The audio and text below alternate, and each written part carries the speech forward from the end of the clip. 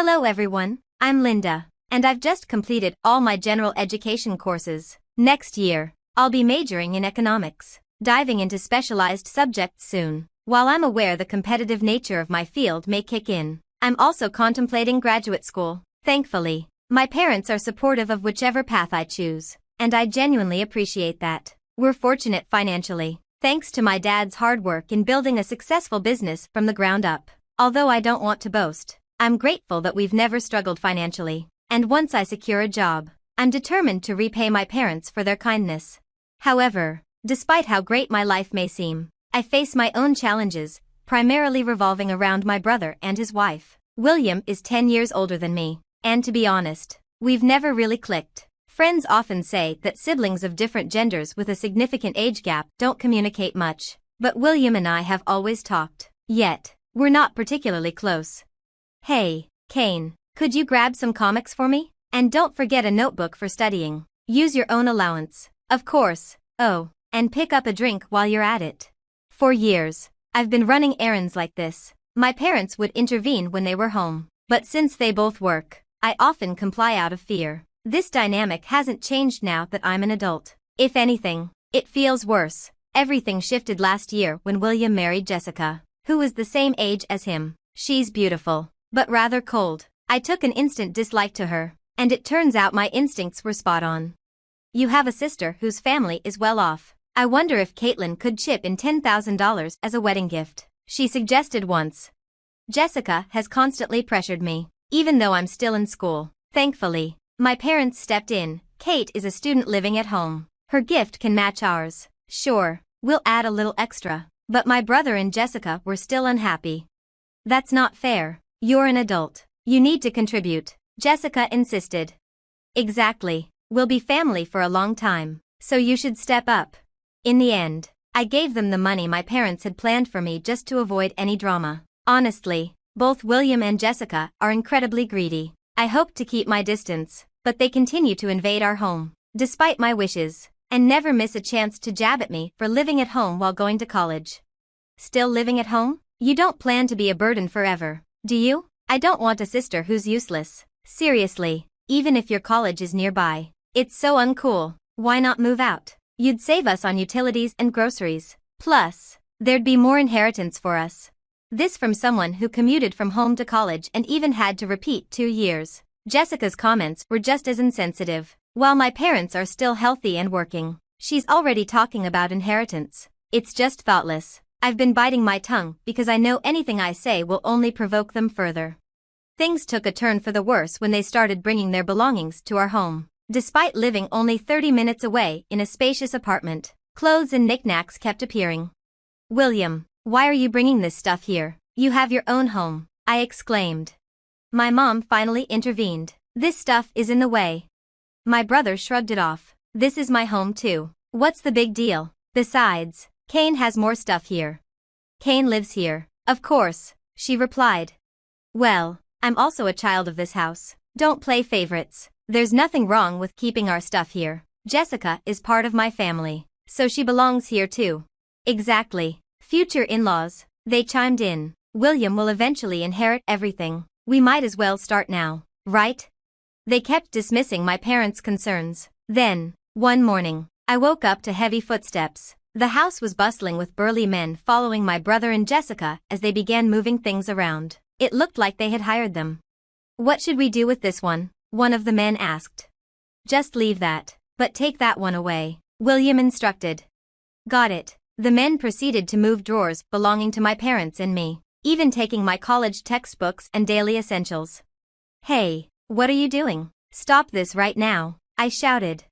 Well, we were hired by them, one of the men replied, gesturing towards William and Jessica. No matter what I said, they didn't listen, even when I complained directly. They just looked to my brother and Jessica, clearly confused. Apparently, they were being paid a handsome sum for this job. Before I knew it, all my vital belongings were out of the house, loaded into a truck parked outside. Oh, Kane, don't worry about your money. We'll make good use of it. And please take those 2 old folks with you. You can keep your wallet. We're not heartless. We've rented a temporary apartment for you to stay with Mom and Dad. 2 weeks' rent is covered. You'll be going there for now. We've arranged for your stuff to be delivered, William announced casually. What? You can't do this, I protested. But before I could voice another complaint, they shoved me and my parents into the yard. I stood there, stunned, staring at the house I had called home just moments before. Snapping back to reality, I realized I couldn't just stand there, paralyzed. I'm an adult now, not a kid needing my parents' protection. I'll have to put college on hold for a bit and find a part-time job to get by. I wonder where my bank book and seal ended up.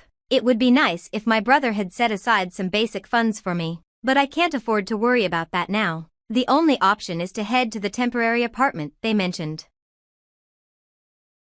It's okay, Dad, Mom. I'm not a kid anymore, I reassured them, glancing back at my parents. They looked even more stunned than I felt, clearly feeling betrayed by my brother. I realized it was up to me to lift their spirits. To my surprise, my expectations were shattered in the best possible way. When I turned around, I saw both of them smiling. Well, that went better than I expected, Dad said with a grin. Faster than I thought it would, Mom added. Wait, what's happening? I asked, confusion creeping in.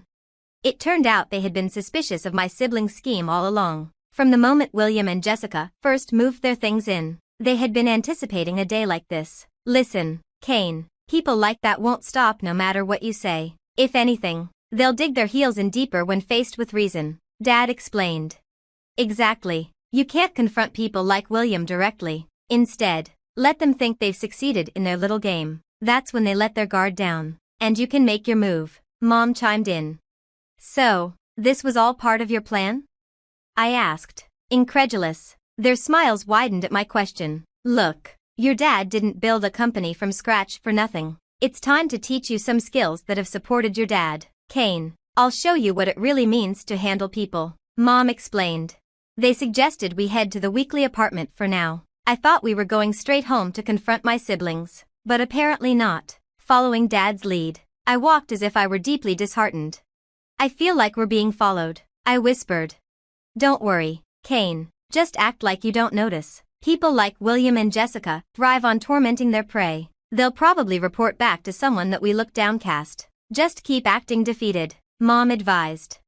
Taking their advice to heart, I made my way to the apartment. Once inside, they announced with enthusiasm. Okay, most of the plan is a success. Now it's time to counterattack William and his crew. On Mom's cue, Dad made a call. Proceed as planned, he instructed. Speaking to a moving company, it seemed one of Dad's trusted employees was ready to oversee the operation. Movers started streaming into our home. Boss, everything is going as planned. Your son and daughter-in-law seem to be in shock, reported one of the movers. I expected nothing less. Carry on, Dad replied over the phone, providing live commentary. Apparently, the movers had been prepped by Dad on which items to take. The sound of safes and valuables being relocated filled the air. What the heck? You can't just burst into someone's house like this. What's the big idea? William shouted, confusion etched on his face. Really? You want me to call the police? Jessica threatened. No, we're just here on the homeowner's request. Hey, could you move, please? You're in our way. Wait a minute. That's my safe with my bank book in it. Where are you taking that? William demanded. Your father requested this. We're moving it to the new house. What's going on? Jessica asked, bewildered. I was just about to check the combination. William protested. It's your father's wish. And by the way, William, it's telling that you, his own son, don't even know the safe combination. Clearly, you're not trusted, one of the movers pointed out. Shut up, you're just an employee. Wait, that jewelry belongs to my mother-in-law. What are you doing with it? William yelled. This is under the vice president's order. We're taking this to the new home. If you damage it, you'll be billed for it. What? Stop. I can't afford that. Then please don't get in the way. About an hour later, the commotion subsided, and one of the employees reported, Mr. President, Vice President, all arrangements are complete. Sorry to bother you on your day off.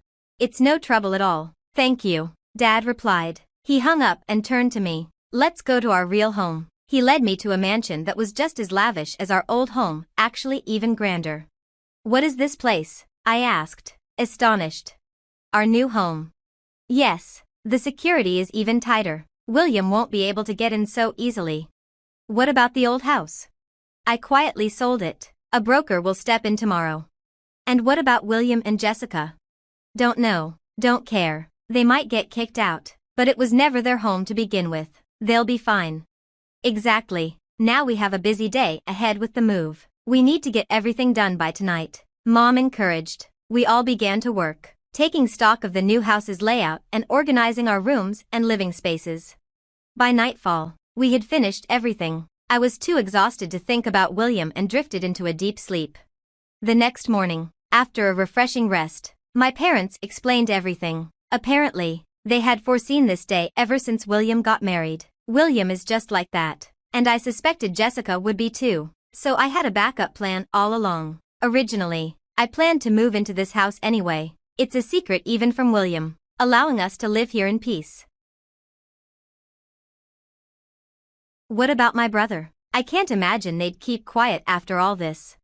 You're right, it seems William and the gang are quite disgruntled, but we have a top-notch lawyer at our company. It's clear who's in the wrong here, don't you think? Absolutely. As it turns out, Dad's legal consultant reached out to my brother. If they attempted to harm us further, they'd be sued. Upon hearing this, my brother gave up on trying to take over our old home. They were left high and dry. But that wasn't all. My brother couldn't land a job after college and had been working at our dad's company out of pity. There's no way we're keeping someone like you on staff. You're not my son anymore. You're fired, Dad declared. This incident spurred my brother, who had zero skills to begin with, to struggle even more in his job search. Jessica, who was all about the money, was absolutely furious. William, you're useless without money. I want a divorce, she shouted, and just like that, they were divorced.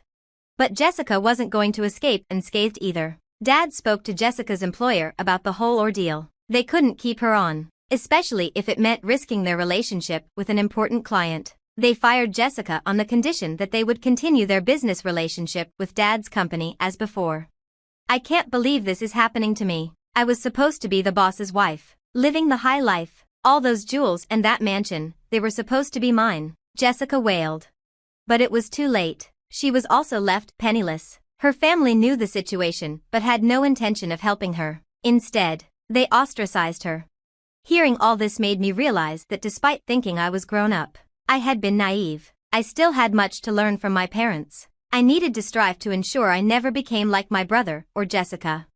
Luckily, I still had time before I graduated from college.